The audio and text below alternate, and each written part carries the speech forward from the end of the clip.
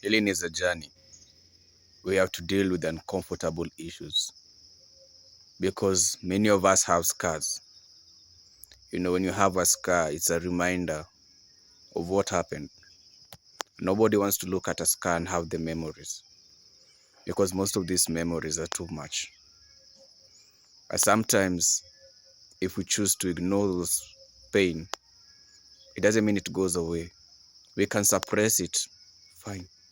We can look at it and say, no, tomorrow is going to be okay. But every time something reminds us, there's unfinished business. And that's a painful thing about scars. Sometimes it's the unfinished business of letting go, unfinished business of forgiving, unfinished business of accepting that, yes, this thing happened. Whether or not we had knowledge it could happen, or whether we were just pure victims of being naive, the fact is the scar is there. We can't ignore it. So it will be the second stage. We have to accept it happened, no matter how painful the circumstances were. And then we start now finding ways of how to heal. Not everybody can afford therapy. Not everybody can afford to sit in a room and share their life to a stranger. Sometimes the best we can do is first recognize our environments, recognize where we are as a person, find that one individual or one place where we can be vulnerable. Sometimes, thanks to social media and some of these platforms, you hear other people's stories. So it kind of correlate. But again, hearing and you going through it, again, they're not so the same because you've gone through it. You still need an outplay, a place to release it. So in this journey, many lapses of judgment will be made in the healing journey. You will trust the wrong people. You will share to the wrong people. And sadly, it will be used against you.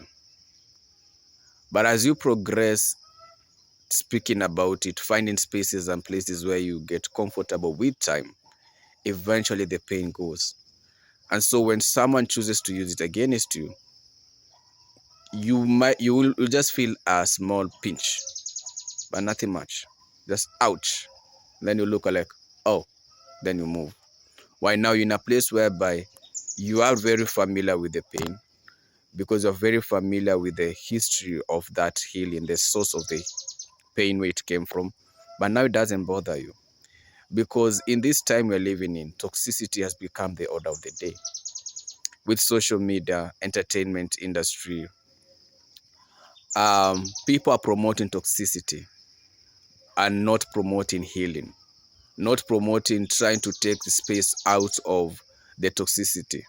So others will come from one abusive relationship and get into another abusive relationship, get into one toxic environment, move to another toxic environment. They're not healing. They're not dealing with the root cause. They're just trying to find avenues to pretend that it's going to be okay. It doesn't matter how much alcohol you take in, how much drugs you take. It doesn't take that pain away until you deal with the root cause of it. Some don't believe in the word of God. Some don't believe in everything. Some will say, well, you can try this or you can try that. I'm of the opinion, pray, release it to God. May not be what the world says, but who cares? At the end of the day, I'm the one going through the pain. You pray. You leave it all in his hands and ask him, what do I do next? Because we are not the first people to endure it, nor will we be the second or the third or the fourth. Many have gone through it because the matters of the heart are so complicated. You'd think you know people, but do you really know the person next to you? Do you really know the intention of the people around you? You can be walking somewhere and someone smiles at you and you appreciate and think, hey, maybe there's something I dressed well, or maybe something I've done or something. And someone's looking at you and they're thinking, man, you're a good product to be sold in the, trafficking market. And they're thinking, but you don't have that idea, and they smile with you. Or somebody say, this is a nice ritual sacrifice walking right in front of my eyes. You will never know. The intentions of people, you will never know. And just because someone is kind to you doesn't mean the intention is to be kind. Others use kindness as a way to lure you into whatever devious plans they have against you. So we are living at a time where we need to be very careful and cautious. Sadly, we have people take it to the extreme, and in quote unquote the so-called toxicity, they make it so plain view that now those who have been abused have no place to go and share their moments or share their space, because now people out there have found a way to maximize on profit on people's pain. And it becomes very painful, because now the pain about healing is you want a place to be vulnerable, you want a space to be vulnerable, but those spaces are very hard to get. And so the moment you choose to see, when you're going through your healing process, you have an overflow of pain, emotions, scars, all these things have been suppressed, and you are this balloon just waiting for someone to pop and you blow up. And if that avenue is not found, you cooked. And some people will say, no, if you cry about it, no, you're not man enough, you're not woman enough, all that crap. The fact is, if the pain is there and you have your space and your environment to cry, break down, let it all go. Because at the end of the day, how much can your body take? Your heart is small. Your body, your intestines, your colon, every part of your body is small. How much can that body be able to take? Not so much.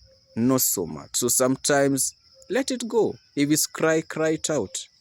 Go through what people end up doing, sadly. Many people are abusers and you never know. And they'll always tell you, if you cry, it doesn't take the pain away. But that's a lie.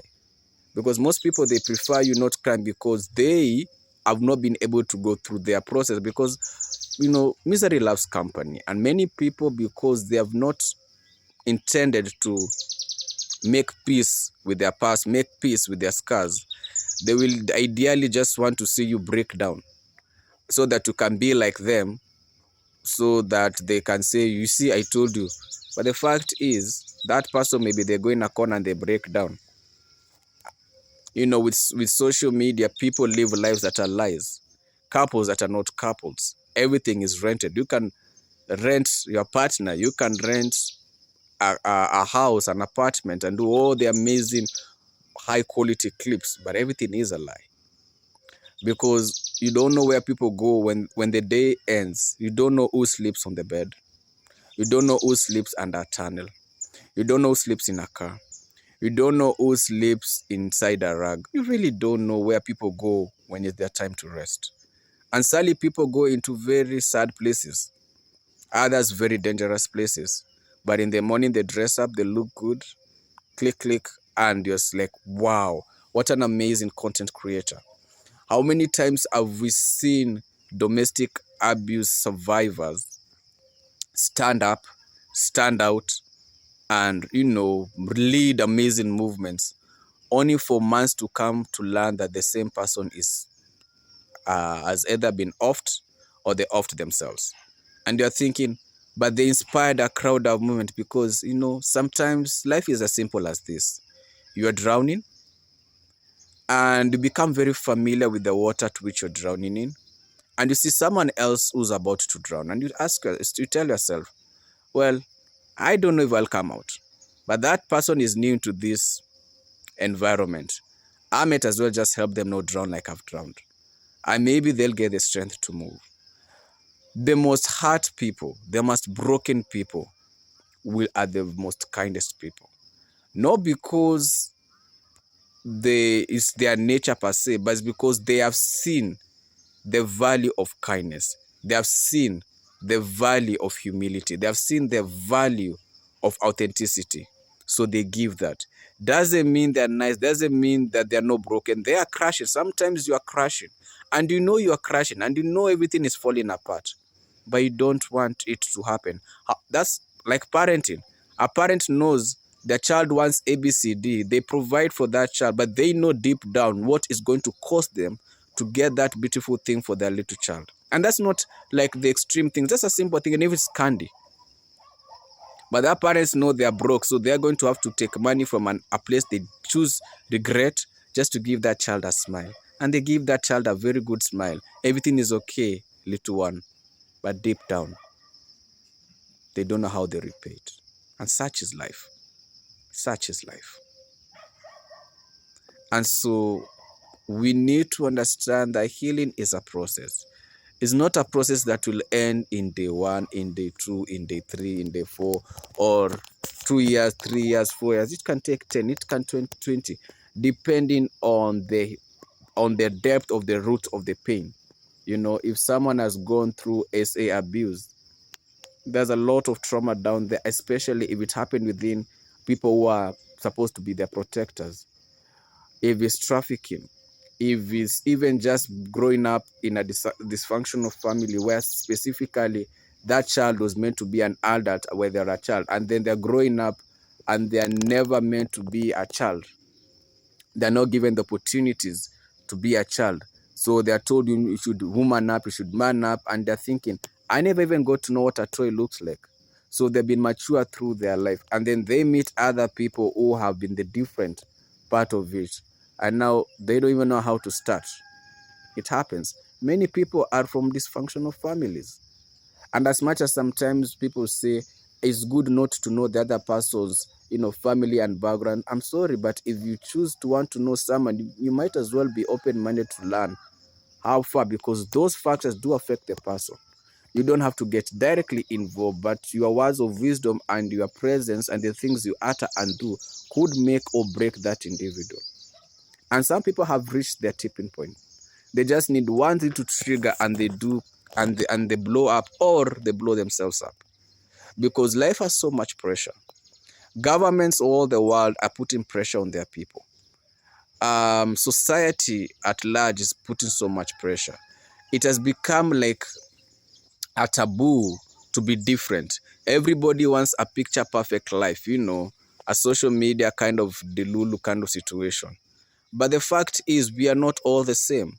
There's someone who's born a neurodivergent, there's someone who is disabled. There's someone who has a particular part of their body different from this. Does that make them lesser human? No, they're humans, for crying out loud. But they're different. But does that mean that they don't sit at the table with everyone else? They should sit. They should enjoy the benefits from the table like everyone else, not eating the crumbs from the table. But society wants to make everything look so perfect. There's never been a mistake. There's never been. There happens. There happens. People have different genes. And some part of the genes will be stronger than the other. Does it make them lesser human? No. And so when we get into society and everyone with opinion and different hashtags here and there, we start to live in a world that so doesn't exist. It exists in our brain. Those conversations you have in your brain, that picture perfect castle in your head, but in reality, you don't even have a brick. And that's where we are. We have relationships whereby you want your partner to drive you in X type of car, X type of house, ABCD. That person can't afford either of that. And because they cannot deliver, now you start saying all men or all women, all this or all that. Hush it up. Not everybody can get to that place. So appreciate what you have. We live in a time where being contented is like a taboo thing. No, you should want more. No, people say, oh no, don't rest. You should hustle 10 times. What? At the end of the day, and I break. And you forget that the moment you die is just a eulogy. And the eulogy was a minute or 2 minutes, depending on who's reading it. You have so much in you that's greater, but you never know it if you're stuck and not making any progress. And healing is a journey, and everyone's healing journey will always be different. And we're all different because you look at it this way. There's someone, for example, who they started off well. For example, they went through their high school, good school, campus, good school, got a good job. I don't know why you call it good, but hey, that's what you say. And then they've married their partner, whether it was connected by family partner or someone from the days in the academics, and they marry and they have kids. They're 20 years down the marriage. They look happy. They are happy. And then one day, one partner decides to experiment something or listens to a particular type of content, and they say, I've never tried this. And then they get into rabbit holes, whether they get into the corn industry or corn delulu, or they try start to change, even how they dress, how they talk, and their partner is thinking, huh, I've never seen this before. But by the time the partner realizes this person has changed, and now they're saying, hey, I think we need to split. And the person is thinking, what did I do wrong? And if you ask the person requesting the splitting, they really don't have strong foundation to why they want the split. They just feel, and and sadly that person 20 years down the line is being told, we need to split. And that person is broken beyond broken. And that person to recover in life is God's grace. And sadly, that's how sometimes some races are. They are so broken, they're so perfect in the beginning, and one tilt, they're broken. And then there's another person, well, who has just gone through broken. Either they've grown up in a dysfunctional family. Love to them is just a word, nothing much built. They have one, if his exes, they have at a whole plethora, a lineup of one bad relationship, as in just tragedy. And then they meet one person who could also have had something similar, and they meet and they connect, and they live picture and they live perfect. Not perfect because they have all, no, perfect because they both accepted each other for who they are and chose a particular path, and they are happy. And such is life. And life will always be that interesting. You'd want, let's look at how celebrities do it, or influencers. They show you the type of cars, the dress codes, the parties, yada yada yada.